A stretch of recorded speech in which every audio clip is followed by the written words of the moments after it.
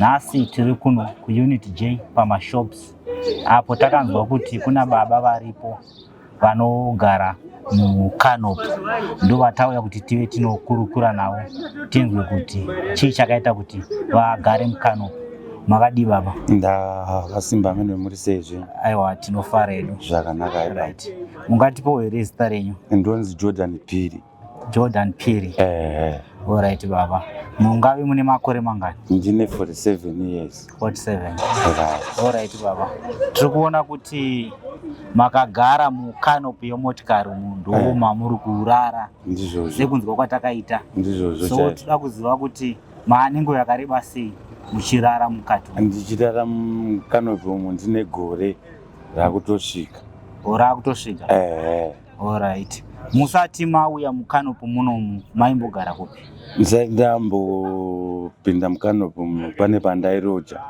But kwandairoja kwacho mari ndo yakandinetsa.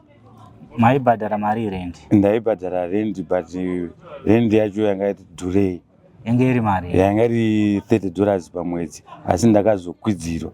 Saka ndakatadza kuenderera mberi nekukwanisa kuti ndisvike pamari yemuridzi wacho. Yakakwidzwa kusvika pamari? Yakakwidzwa kusvika $40. $40? Yeah. Alright. Imimi munorarama sei? Munoshanda mabasa api kuti murarame? Inini basa randoita panapa panopa mashops ndoita basa rekugadzira matyre. Ndo randinomboita kuti ndiwanewo dzimwe mari yekutenga chikafu. Alright. Ko vabereki vari kupi baba namai?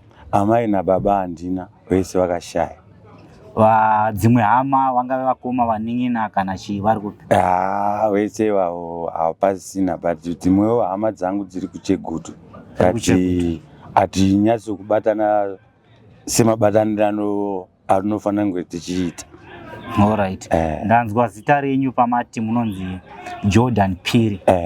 Ndingade kuziva kuti Phiri uyu kumusha kwenyu ndekupi? Because ana Phiri tinowanzoziva vazhinji vacho vanenge vasiri vanoti havasi muno muZimbabwe vakaita zvokuya. Ini muri wekupi? Ini ndiri kwangu kumusha chaiko chaiko kuMalawi. Malawi.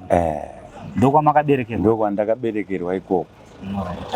Ko muno muZimbabwe mukatitsanangura here muchidimbu kuti makauya rini muZimbabwe uye maive nemakore mangani? Muno muZimbabwe ndakauya 1995. Maive nemakore mangani? Pandakauya munomu ndichaziva kuti ndandine makore mangani.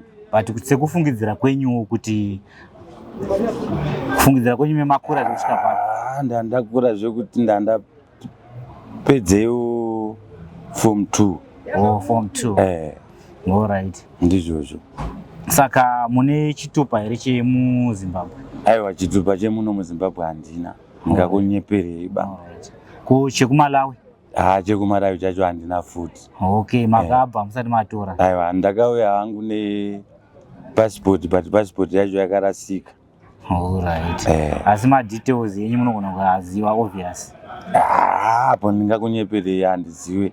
Saka zvamakauya mati 1994, 95. Makambodzokera here? Aiwa, handisati. Hamusati madzokera?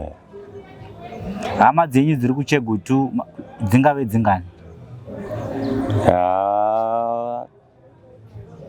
2. Ukama hwacho huripo? Ndiwe kwana amai. Ndiwe kwana amai? Iye hama dzaamai. Alright, hapana hama dzababa? Aiwa, hapana hama dzababa. Okay. Mabasa amunogona emaoko imimi chero asiri emaoko amwe ndeapi amunogona? Ndiro richiti randoita rekugadzira matyre. Rokugadzira matyre? Okay. Kana muchiti kugadzira matyre tinatsotitsanangurirai kuti munoita zvokuita sei kugadzira matyre? Tyre kana rapera mweya rabaiwa, toti rabaiwa nechipikiri, tinobvisa pamotikari toisa inonzi tyre. Yes. Toisa ipapo, toisa mweya, todzorera pamotikari. Kana kuti tyre rikapera, muridzi wacho kana atenga rimwe, noribvisa parimwe, tobvisa tyre rakapera, toisa rimwe racho nyowani. Alright. Mune makambani amakamboshandira here kana mwana wamakamboshandira kwemakore akawanda basa iroro? Aiwa, handisati. Ndakangotangawo kusenza nawo.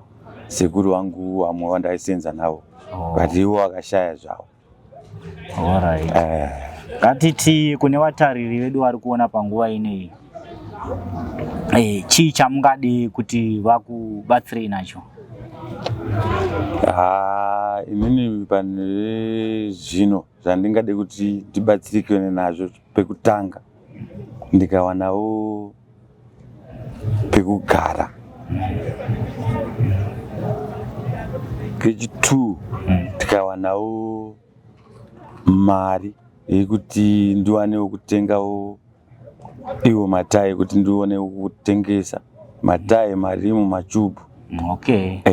Sezvo kuri kuindustry kwangu. Alright. Alright. Izvo ndo chingave chikumbiro changu chikuru, asi chekutanga ndikawanawo pekugara. Alright. Kune vamwe vanhu vanoitawo basa rematayi. Munomu wakawanda. Ndizvozvo. Kana vakakuda kukutora imimi kuti uyai mushande nawo vachikupa iwo muripo, munobvumirana nazvo here?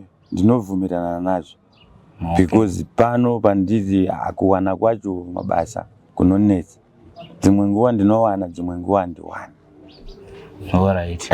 Kana vanhu vakada kukubatai, vanokubatai papi? Mune phone number? Phone number ndinadzo chaizvo. Tipe phone number dzini. 0771 228830. Muri yeZimbabwe, kana muchida kubata baba Jordan, munovabata panhamba dzavo dziri kubuda pascreen idzo. Motaura navo, vanowanika pano paUnit J pamashops. Pari zvino ndotisarai zvakanaka. Anokuoneka ine mufaro, ndi Manass mwana waKwaChibanda.